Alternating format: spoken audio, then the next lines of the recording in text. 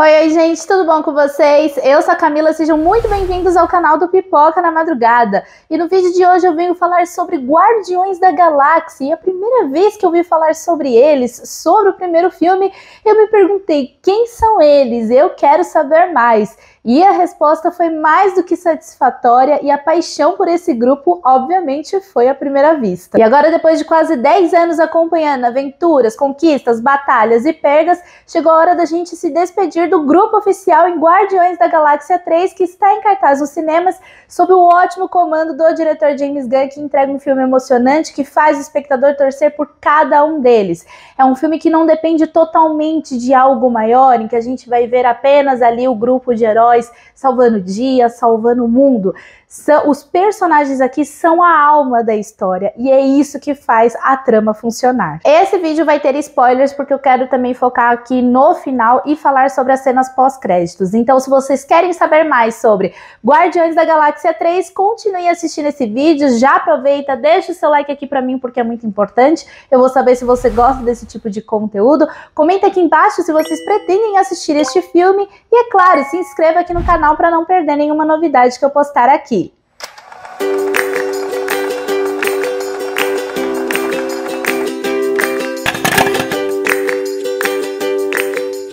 Guardiões da Galáxia 3 se passa após os eventos de Guerra Infinita e Vingadores Ultimato, a pequena aventura que os Guardiões têm ao lado do Deus do Trovão lá em Thor, Amor e Trovão, e também um especial de Natal de Guardiões da Galáxia que está disponível no Disney+.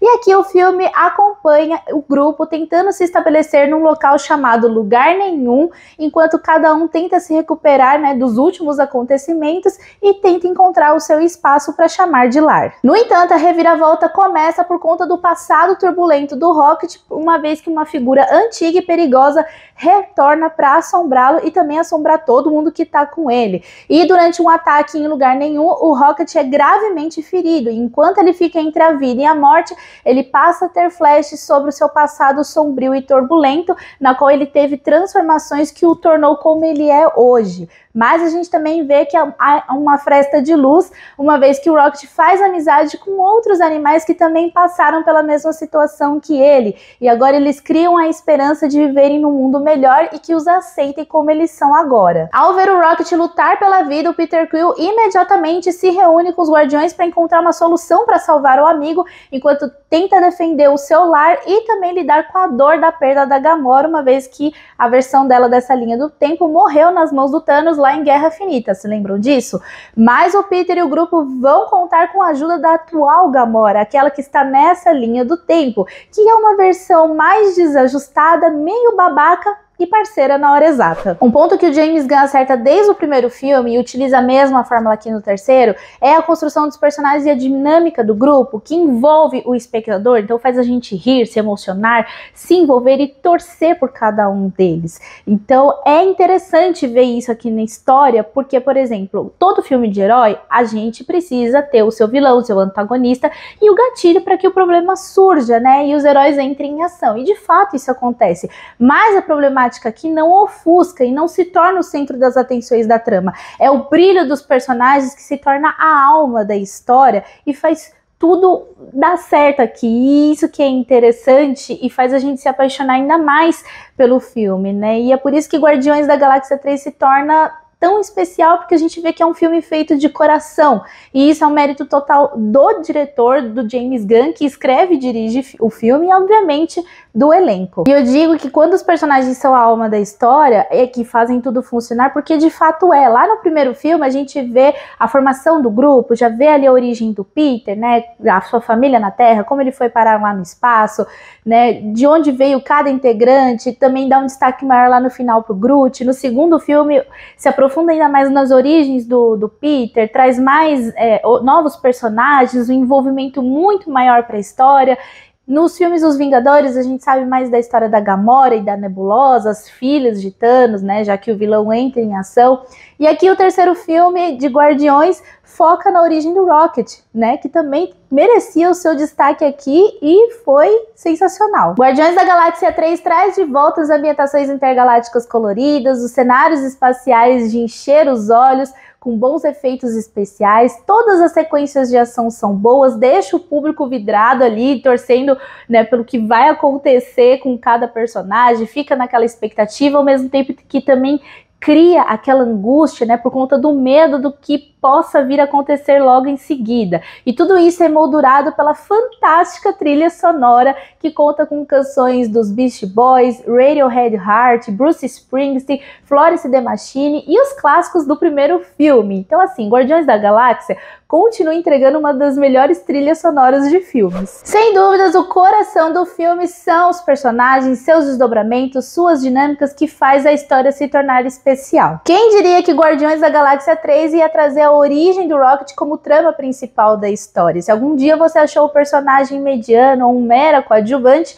vai mudar de ideia aqui ou até mesmo cair do cavalo. O Rocket, ele ganha camadas inesperadas, emocionantes e tocantes, né, ao retratar sobre o seu passado, que é triste e é sombrio, cuja figura perigosa retorna de forma letal. A gente vê aqui que a transformação do Rocket não foi concedida, que ele, né, passou por momentos, por maus bocados pelas mãos erradas, mas também deu a chance do Rocket de se tornar um ser excepcional e conhecer pessoas maravilhosas e incríveis que viriam a se tornar a sua mais nova família. Então a gente se emociona com a jornada do Rocket e especialmente com aquelas pessoas, com aqueles seres que passaram pela sua vida. Eu achei que o Chris Pratt continua muito bem como Peter Quill, Senhor das Estrelas, e aqui o filme não tinha a possibilidade de ignorar a dor do personagem por conta da perda da Gamora, né, que foi, querendo você ou não, é uma das perdas marcantes da fase 3 do MCU, junto com Loki lá em Guerra Infinita e depois da Viúva Negra e o Homem de Ferro, né? Não tem como ignorar isso.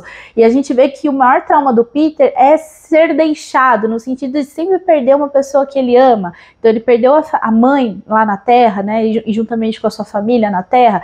Ele conheceu o pai biológico e depois descobriu que não é flor que se cheire, ele é o vilão do segundo filme. Ele perdeu o seu pai adotivo e verdadeiro, o Yondu, que morre lá no final do segundo filme, perdeu a Gamora e agora corre o risco também de perder o Rocket. Então, à medida que a gente vai acompanhando o Peter em ação com os demais Guardiões, o filme também vai trabalhando esses sentimentos, né, em que ele toma a decisão de enfrentar essas dores, enfrentar esses sentimentos para ter um desfecho digno e assim conseguir seguir em frente com a sua vida. A atriz Zoe Saldana continua maravilhosa com a Gamora, mesmo que não seja a versão que a gente conheceu lá no primeiro filme. Como a gente já sabe, ela morreu pelas mãos do Thanos lá em Guerra Infinita, né? E essa versão que a gente está acompanhando agora é aquela que, quando os Vingadores voltaram lá no tempo para recuperar as joias do infinito, ela voltou com Thanos para essa linha do tempo, e após a derrota do vilão e ver o real objetivo ali de tudo, no final de Ultimato ela acaba fugindo, e aqui a gente vê que ela foi acolhida pelo grupo dos saqueadores, que é liderado pelo Stacker, que é interpretado pelo Sylvester Stallone. E sim, gente, essa Gamora, ela é meio babaca em alguns momentos, ela é egoísta, mas não tem como você sentir raiva dela ou criar uma culpa para jogar em cima dela,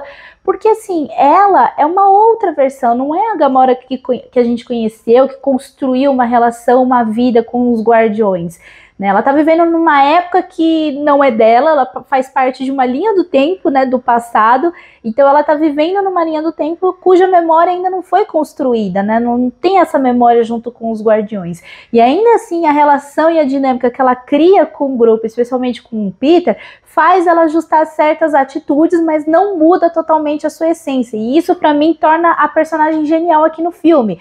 Ia soar muito forçado se de uma hora pra outra essa Gamora ficasse boazinha, né, tipo, ai, tô toda amiguinha dos Guardiões, ai, tô apaixonadinha pelo Peter. Nada a ver, eu acho que ia soar muito forçado, então eu gostei dessa nova versão da Gamora. A Carey Gillan continua perfeita como Nebulosa, né, e a sua personalidade fortíssima, que é o ponto alto dessa personagem, que faz ela ficar à frente da situação em vários momentos, obviamente, para proteger quem ela ama, proteger o grupo, proteger o lar que ela quer construir. E, obviamente, a gente vê que a personagem, ela é fria, ela é meio calculista, ela é meio grossa em vários momentos. E quem consegue bater de frente com a personalidade dela é a Mantis e o Drax, que é a melhor dupla desse filme, gente, né? E eles entregam os melhores alívios cômicos. Eles já me conquistaram, assim, há muito tempo, se destacaram no especial de Natal e aqui eles continuam sensacionais. E entre risadas e deboches, esse trio aqui garante momentos de tensão, emoção, parceria e altruísmo que junto com Groot e a sua versão crossfiteiro também rende boas cenas de ação. Do elenco coadjuvante, a gente tem o ator Shangan, que revive aqui o Kraglin, que ganha um destaque maior nesse terceiro filme. É legal que ele quer seguir os mesmos passos do Yondu e também acaba fazendo uma homenagem a esse personagem, e eu gostei bastante. A gente também acompanha a cachorra Cosmo, que também garante aqui cenas divertidas e usa do seu poder telecinético em momentos pontuais aqui. Eu gostei bastante dela, é muito fofinha. Guardiões da Galáxia 3 prometeu novos personagens e aqui a gente conhece o vilão.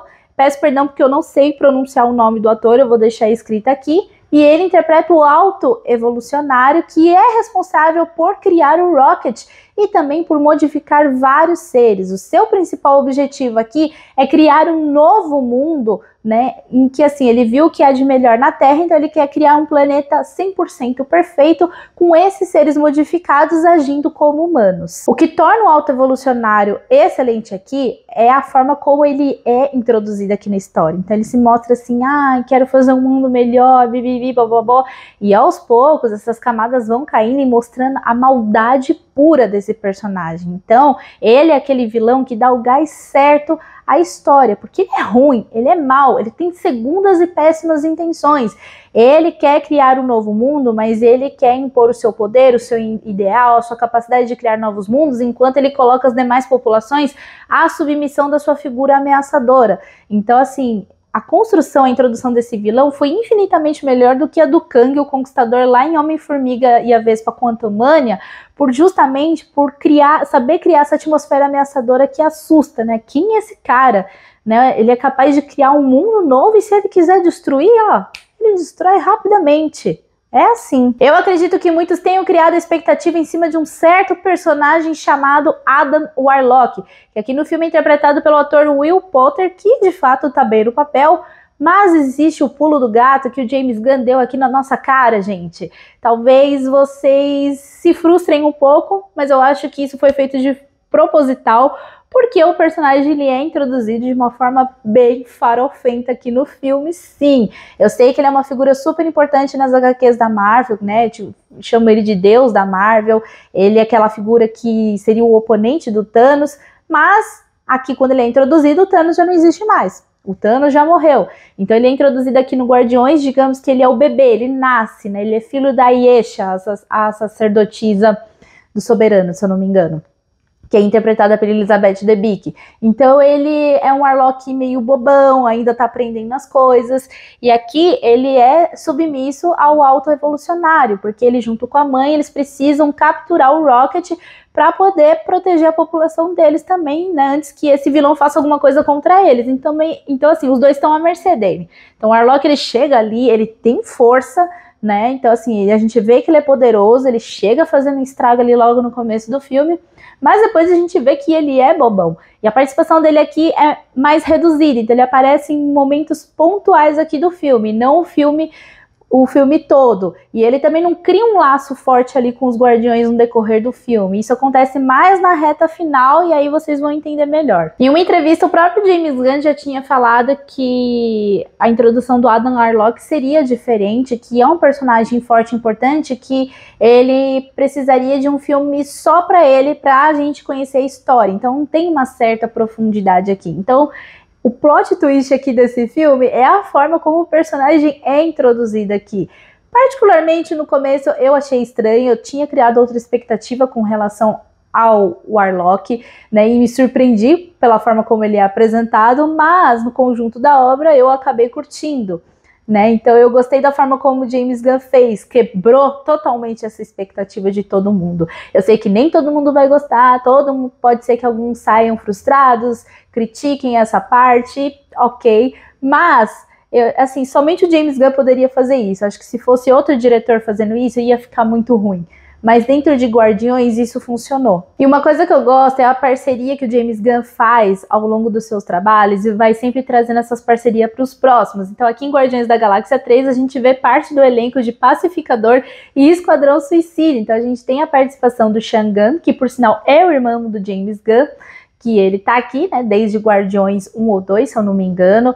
Tem também a Daniela Melchior, a Jennifer Holland, que é a esposa do James Gunn, e o Nathan Fillion, que participaram de Esquadrão Suicida e A Jennifer Holland participou também de Pacificador, e aqui eles também fazem uma pontinha, né, uma participação especial em Guardiões da Galáxia 3, e o ator também que faz o vilão, ele também fez um papel importante lá na série Pacificador. A reta final de Guardiões da Galáxia tem momentos de tensão, mas entrega um desfecho bom, aconchegante, emocionante.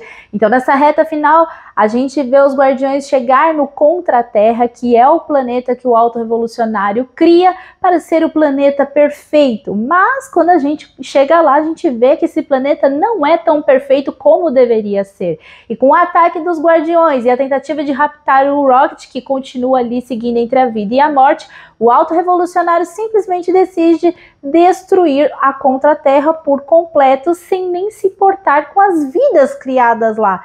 Ele simplesmente sai explodindo tudo. Você entende como o vilão é bom? Porque ele é ruim mesmo. Mas finalmente a gente vê o Rocket sobreviver e voltar ativa ao lado dos Guardiões para finalmente entrar em combate final com esse vilão, né, que tanto lhe atormenta, né, desde muito tempo. Então, ao ver que há outros seres ali que foram criados por esse vilão, o Rocket, junto com os Guardiões, salva esses seres, que inclusive são crianças, e outros animais que iam servir de cobaia, levam todos para lugar nenhum, com a ajuda ali dos amigos também do local.